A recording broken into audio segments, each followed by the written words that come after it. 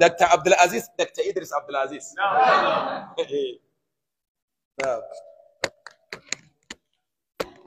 Na'am. Bismillah. Tafadhal.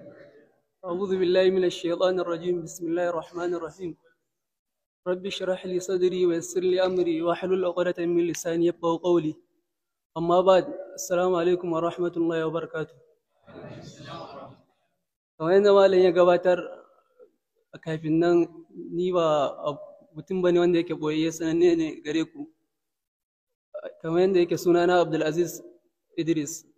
Malam ya riga da ya yi bayani, ba komai dan ce ba, duk karatu ya gabata daga malam, kuma ni ɗalibin ilimi ne, ban kai matakin da dan zo na wannan ba, amma malam ya ce to bayan da aka iya. kamar yadda Allah madaukakin sarki yake cewa fa zakkir fa inna dhikra tanfa'ul mu'minin, manzo Allah kuma yana cewa ballighu anni walau aya. To saboda haka ku kalma ɗaya aka faɗa wanda ya amfanar in ka samu dama ka faɗa, in dai an tsarke zuciya muna roƙon Allah ya karɓa. Babban abin da nake yin nasiha ma kaina da yan uwa shine mu yi komai saboda Allah. Idan aka sa Allah ciki, Allah zai taimake mu. Ina roƙon Allah ya muna tawfiki gaba ɗaya, Allah kuma ya ji kan malam. Wayanda suke nan kuma muna roƙon Allah suke ƙoƙarin karantarwa, Allah ya ba su ikhlasi, ya musu tawfiki na faɗan daidai, Allah ya kare su daga sharrin maƙiya. Assalamu alaikum warahmatullahi wabarakatuh.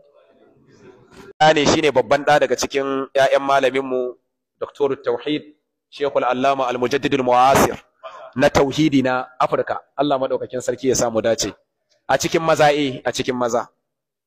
Abdulaziz Dr. Idris Abdulaziz. Allah madaukakin sarki ya samu dace. Bismillah.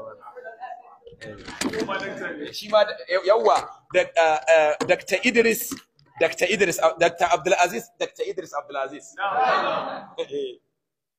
Na'am. Na'am. Bismillah. Tafadhal. أعوذ بالله من الشيطان الرجيم بسم الله الرحمن الرحيم رب اشرح لي صدري ويسر لي أمري واحلل عقدة من لساني يفقهوا قولي أما بعد السلام عليكم ورحمة الله وبركاته. kamar yadda malam ya gabatar kafin nan ni ba mutum bane wanda yake boye sananne ne gare ku, kamar yadda yake sunana Abdulaziz Idris.